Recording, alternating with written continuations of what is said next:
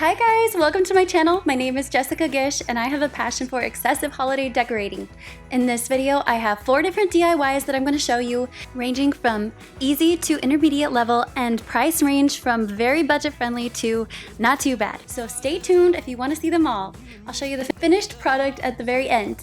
So first we need lots of marshmallows, some plywood. I got 3/4 inch plywood, and then a few tools. I've brought my drill, my jigsaw, and some gloves, and probably a helper if you have someone around that can help you. Also, just FYI, I am not a professional, so please use your own judgment when it comes to safety and whether or not you feel like this is something that you should try. I started out with some brown paper that I had laying around. This is just painter's paper. You can find it at Home Depot. I measured out how tall I wanted it to be. I knew that my plywood was 8 feet, so I wanted it to be 4 foot tall so that I could get 4 cutouts of trees. And then it takes 2 cutouts of a tree to make the one final tree. So these are going to be Christmas trees that stand up on their own. I drew out my own sketch of it. I started at the top, with the top being at least a couple inches. You want it to be wider than the plywood is thick. Since the plywood is 3/4 of an inch thick, I thought that 2 inches would be perfect. And then at the bottom, I had it measured out to 1 foot because it's folded in half. I knew that that way it would be 2 feet, and then I could fit 2 wide on the plywood. So I'm just gonna cut out the shape that I drew. Also, that's my chicken, Pinky. We have the most spoiled chickens you've ever met. So here's the final tree. We're gonna place this on the plywood, and then you're gonna need, I made 3 different trees. So for this, I needed 3 different outlines of a tree, and then you use each one, you're gonna make 2 plywood cutouts of each paper cutout. So we had it folded in half. Make sure that you've got your measurements right. I had one tree that was bigger, so for the bigger tree, I did that one at 6 feet tall, and then the other ones were 4 feet tall. The big one was also wider. Measure the space where you're going to be putting it is what I would recommend. I knew that the shelf that I'm going to place it on is 2 feet wide, so this worked out perfectly. Keep in mind that if you place your tree on a diagonal, it will be a little less wide than it would facing straight on.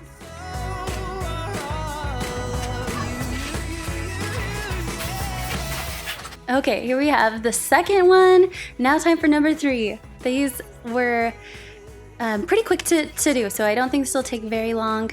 I just made sure to measure it out. Also, I knew that the paper would not be level. These were scraps I had laying around. They've already been used once for painting. So in that case, I had a square that I could put on the boards to make sure that the trees would still come out level and they wouldn't sit sideways. Here's my babies. So while I was doing this, they were playing in the yard right by me. They were having a good time. Also, if you're new around here, I make videos about motherhood, home decor, and homemaking, so please subscribe and hit the bell so you don't miss any of my future videos. I loved all your responses about your favorite Christmas movies. What are your favorite Christmas songs? I feel like my very favorite Christmas song is Carol of the Bells. I think any rendition of it is just beautiful. It's my favorite one, and it always takes me right into that Christmas spirit. Okay, so I traced out the outline of the tree onto some plywood. I made sure that I taped it down as I went so that the outline would be perfect all the way around. I just used pencil. You can erase it on the wood if you need to. And here's my square. So I put the square right at the very bottom of the plywood, and then I put the paper lined up just in the center with the bottom of the plywood, and then used the square going down that middle line where we folded along the plywood.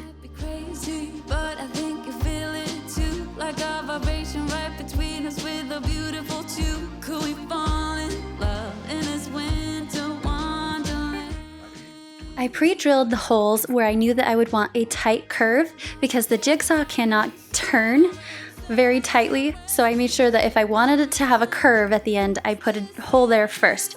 You can use a bigger drill bit if you want the curve to be bigger, or a smaller drill bit if you want a really tight curve.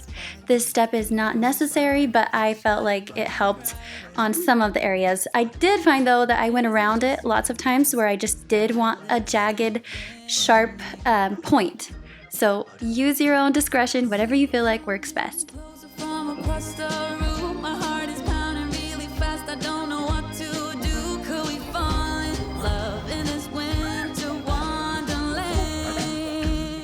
So we had dinner, and then I tried to do most of my cutting while the baby was asleep. So during nap times and during bedtime, so that I didn't have to worry about her being too near. So I cut this tree out with my jigsaw. I felt that it was helpful to have my husband come and hold the board because it was bouncing a lot. So if you have someone that can help you put pressure on it, that works great. I also ended up later using my leg to hold it down. That is obviously optional if you feel comfortable with that or not. Use your best judgment. I wanted a lot of detail on the points of the tree, so I found that I had to keep coming back in at different angles to get those little points of each branch. So if you are doing that, I found it helpful to cut off some main sections first in bulk and then go back in smaller sections. And I think that saved a lot of the wood too, so that you can use it for other projects. I did end up using one of these for the next DIY, which was a little fox. I wanted to make some creatures for my forest, and that is what we are making. We're making a little winter woodland, and this is just something that I got right out of my head. I had an idea, and I was just hoping and praying that it would turn out. Since there is no Pinterest tutorial for this, it turned out great in my opinion, so I hope that you find this helpful if you want to make it.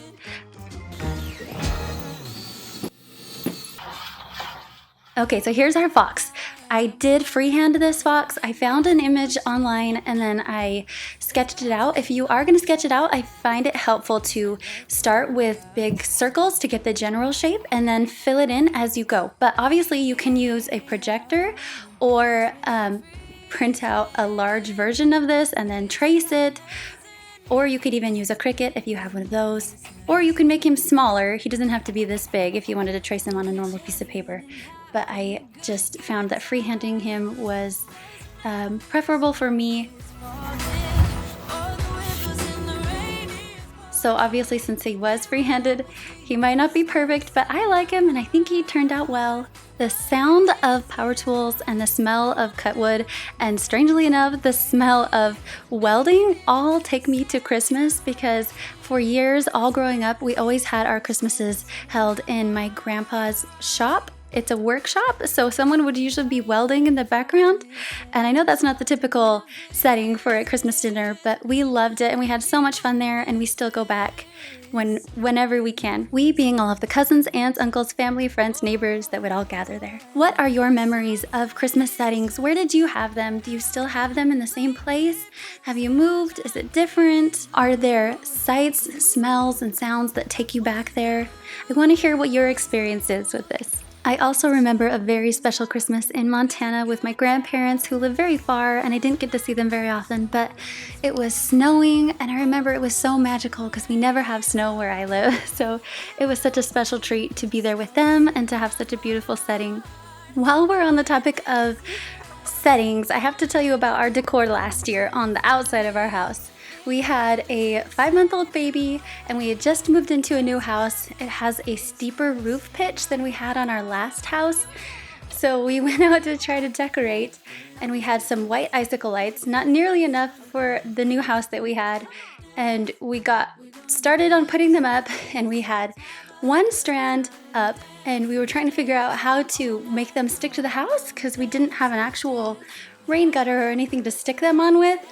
And we ended up in a rainstorm. It started raining on us and I got electrocuted by the lights. So we decided to call it quits for the moment, and we went inside, and then we never made it around to finishing decorating. So we went the whole of the season with one strand of icicle lights, which fell off and were hanging right at the tip of one corner of our house, and they somehow started blinking. So I don't know what our neighbors thought, but we just had the worst decorations that year. I feel like it's like that every year when we have a baby. To make the two pieces of the tree fit together to make one, I made a slit down the middle. I used a skill saw for this. I measured with a square from the bottom, right where the middle was, and then I wanted either side of that to make a cut. So I marked out a line on either side of the middle line to make the overall width of the hole just over 3/4 of an inch. That way I knew the board would fit through. You can probably do about an inch and still be fine. And then I went halfway up from the bottom on one tree, and the other tree I started at the top and went halfway down. Make sure you measure right in the middle, and you can even go a little bit over if you want to. Now the stain that I used was Varathane. I had One of them, the gray one, was in the color Sun Bleached. And then I also used for the fox the color Briarsmoke. And then for the big tree, I used a white color. I just used the ultra white main color that's just a base that you can buy in any paint store. I got it from Home Depot and it was the Behr brand.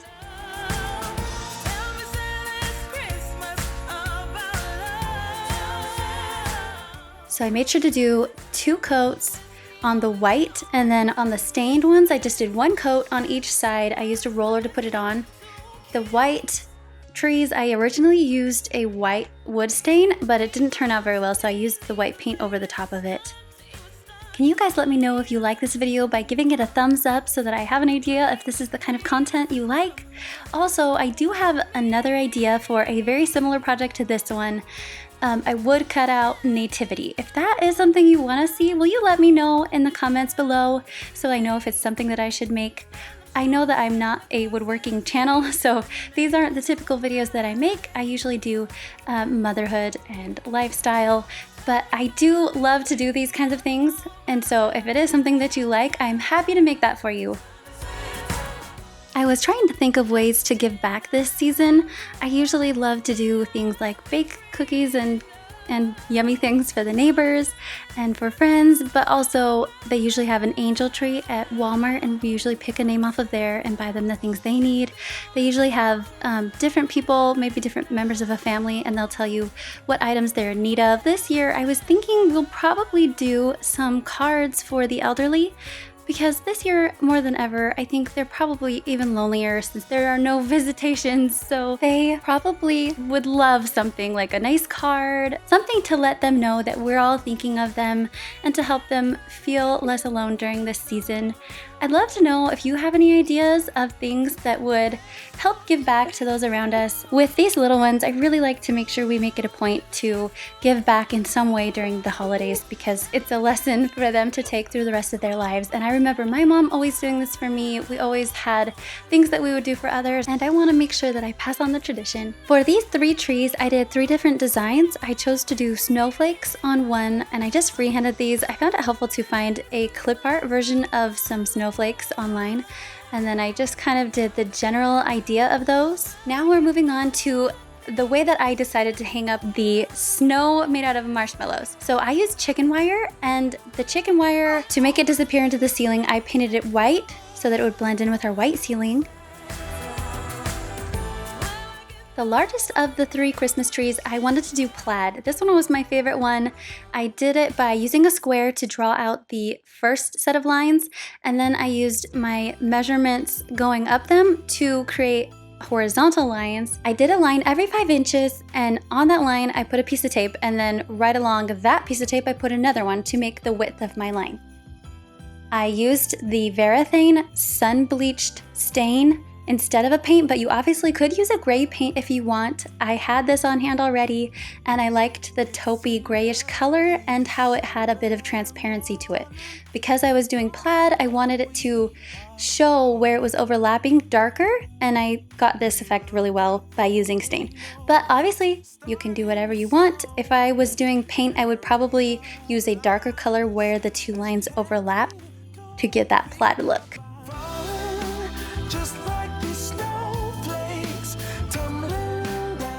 I feel like removing the tape from a paint project is one of the most satisfying things in the world.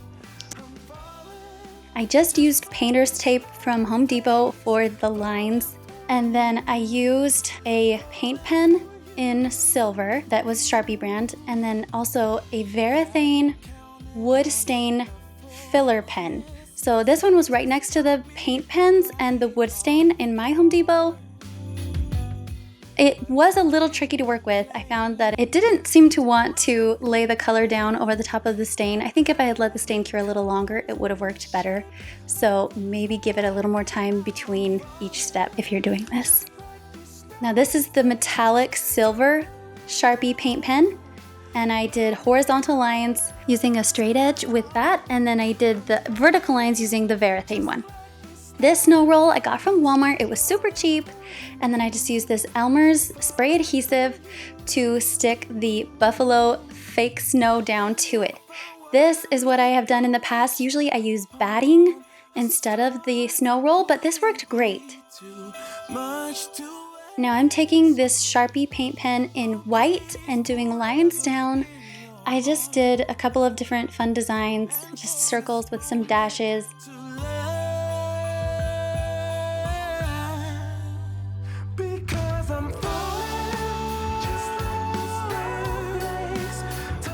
My little girls really wanted to be involved, so I let them do some of the decorating too. They were so cute and helpful. And now they'll remember every time they see these decorations that they help.